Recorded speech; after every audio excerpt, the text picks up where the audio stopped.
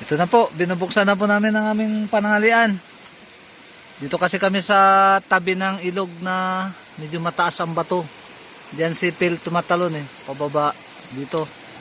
Tapos dito lang kami kumain. Medyo malapit lang kasi, hindi malayo yung lakaran namin. Medyo bitin pa si Diyos sa trabaho, kaya sideline lang muna putol-putol ng kahoy. Sinik kabang nagre-prepare ng aming binalot na kanin ata to. Sama raw? Walang ulam? Wala. Patay.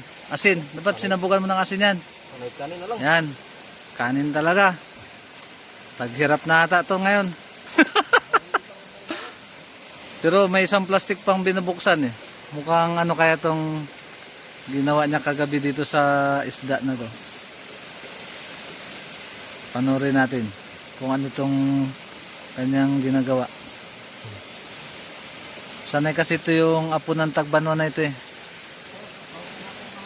Ayun, nakahuli na si Phil ng ahas. May pandagdag ulam. Ihawin mo, Phil. Ihawin mo.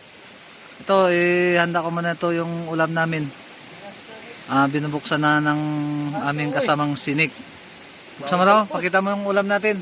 Uy, ang dami. Ano ba itong isda na to? Hindi ko makilala. Kasi naglaki na ako sa syudad kaya hindi ko nakilala yung dalag. Dalag pala yan. Kasama ko, nag-extra pa doon ng mga sawa para exotic food raw. Dagdag ulam. Sige, kaya na po tayo.